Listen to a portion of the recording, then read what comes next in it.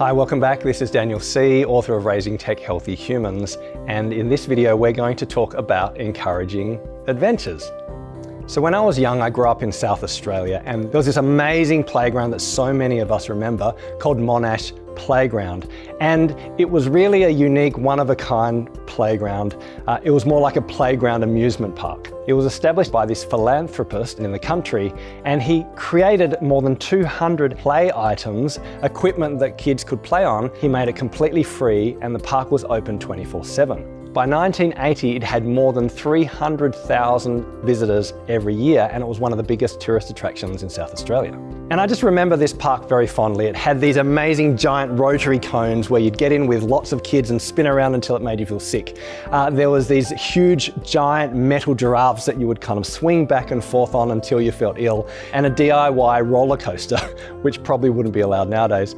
But the main attraction, the one that everyone remembers, was this enormous, gigantic 15-meter slide made of metal, and you would climb up, and in the heat of summer when it was 40 degrees Celsius, you would have to sit on a hessian bag to slide down this giant slide. Otherwise, not only would you get friction burns, but you'd probably burn along the way. And it was awesome. Sure, we got a few bruises and a few sprains occasionally, but we remember it because it was adventurous. But here's the thing. In 1992, after one person sent an injury claim to the council freaked out, which I can understand, because the park no longer met modern safety standards. So they closed the park, invested hundreds of thousands of dollars into it, and reopened it a few years later as a child safety playground. The big giraffes were replaced by tame bouncy horses on springs. Even the ground was made safer with rubber mulch and matting so that kids couldn't injure themselves. I mean, it wasn't bad, and it's not bad by modern playground standards. It's a relatively good park nowadays, but it lost its magic, and it's no longer something that people look back with great fondness, which transformed their childhood because it was adventurous. Something has really changed in the last 40 years in terms of the way kids interact, go outdoors and have fun adventures together. Jonathan Haidt, a psychologist in this space, talks about the cult of safety, which he calls safetyism. Now, of course, safety is important, but safetyism is when we excessively put safety measures on our kids, and it actually makes them less safe and less resilient, where we keep them indoors, where we stop them doing adventurous things, where they don't get to experience a 15-meter drop on an amazing slide because we're trying to keep them safe, and all they get is a plastic tube. And what Haidt suggests is that children are not fragile like teacups, they're actually anti-fragile like muscles.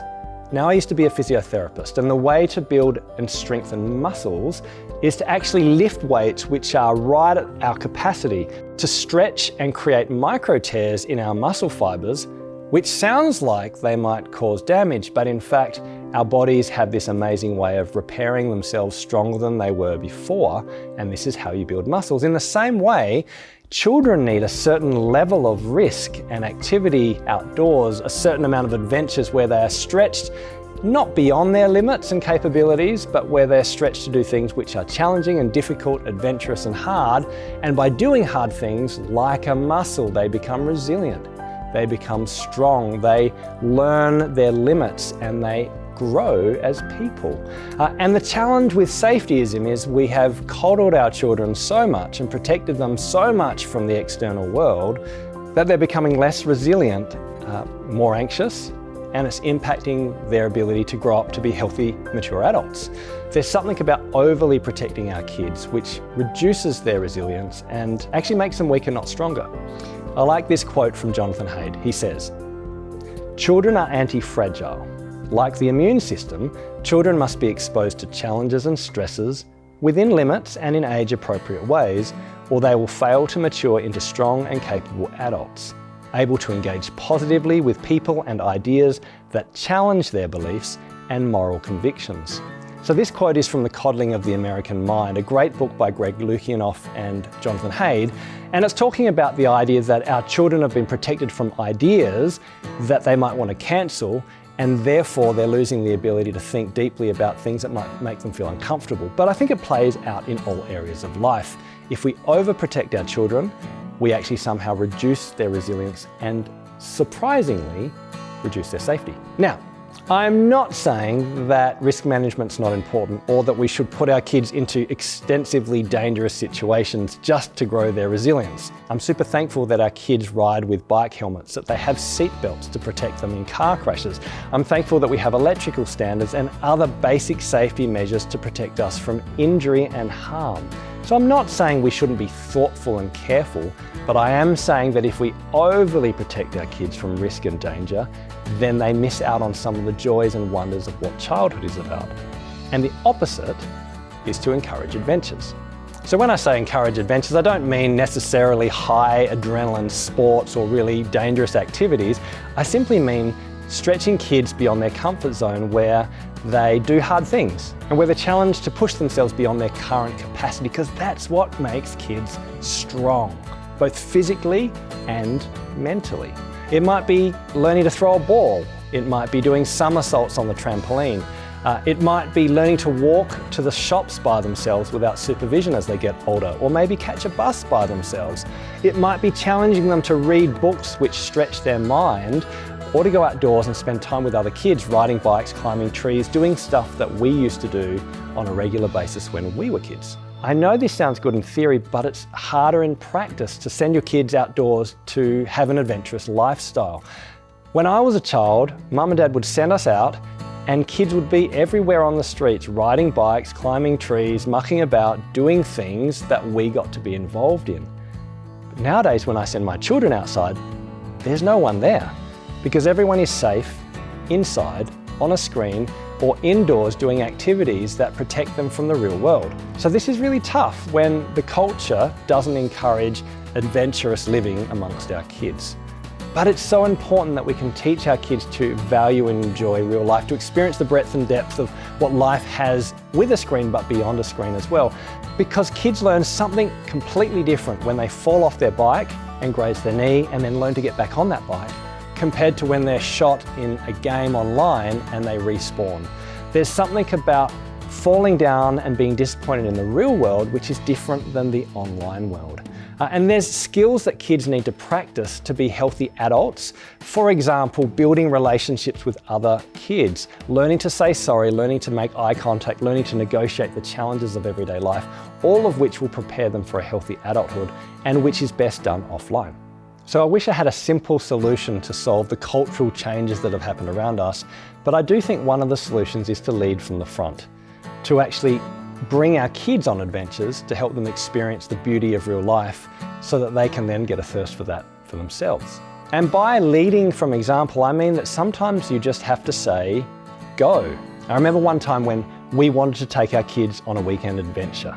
We'd heard of this place called the Lost World on Mount Canungi or Mount Wellington near our house. And we simply wanted to go out for about 2 hours with our kids and to experience this adventurous place. But one of my sons was just not in an adventurous mood. He wanted a pajama day, he'd had a busy week, it was a Saturday, and he really just wanted to mooch around inside and watch screens all day. But that wasn't okay with me. At first we encouraged him, hey, it'll be fun, we're gonna have time together, but it didn't work. So then we tried bribing him, well, there'll be chocolate and we'll get an ice cream afterwards, but again, it didn't work. He kept saying no. So eventually I put my foot down, I said, actually, this is a family day. We're making this decision together as a family. You need to get out of your pajamas and we're getting in the car, otherwise there'll be consequences. And he would have lost screens for a week. Well, he got into the car, which I'm thankful for, and eventually he warmed up and we had a great day together. We walked through mud and we climbed across these amazing boulders. We found this beautiful vista at the Lost World where these amazing dolerite structures were there before us. And we actually found what we were looking for, which was this hidden cave where we scrambled down into the cave, climbing with a rope, and ended up walking through this cave for about 25 meters and then squeezed through another rock. It was an amazing adventure. And we finished the day by sitting on the mountain, overlooking the city, drinking hot chocolate and actually talking about the wonders of life together.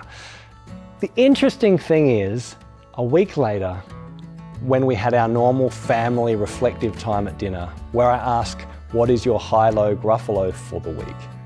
Guess what my son said? He said his high, without a doubt, was our trip together to the Lost World. He loved that we abseiled in a cave. He loved that we had hot chocolate together. He loved that he got to explore the mountain on a cold, wintry day. And it just made me realize that not only was it my best time of the week, but it was also his best time of the week. And sometimes as adults, we just have to set the path, lead by example. Sometimes we have to say, go. And our kids will follow. So let's be safe and let's be thoughtful about safety, but let's encourage adventures where our kids can do things that actually give them amazing memories. You know, let's encourage them to climb trees, even though it might be a little bit dangerous. Let them have raucous, messy pillow fights inside, or let's cook marshmallows on an outdoor fire. Let's head out on adventures and go walking in wild places. Let your kids get really messy jumping in puddles or going outdoors in the rain. Give them the opportunity to learn skills like using a hammer or a saw, using work tools when they see you working outdoors. And of course, let them play sport. Sport's a great way to recognize that you can put the effort in and get a reward, but then sometimes things don't work out the way you expect. Let them stretch themselves physically on the footy field or on the netball courts. And also, give them jobs. Get them to mow lawns and feed the chickens and put out the washing and do the laundry or mop the floors. So you're raising adults, not children, which is one of the principles in this series. So back to the words of Jonathan Haidt. He says, assume your kids are more capable this month than they were last month.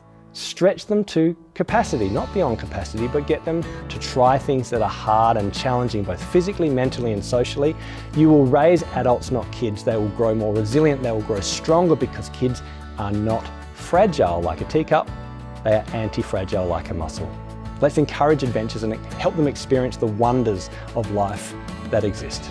So let's have a pause, and I'd love you to reflect on this individually, or if you're in a group discussing this series together, have a conversation. What are the potential dangers of shielding your children from measured risks and challenges? And how can you encourage your children to embrace challenges that stretch them beyond their comfort zone?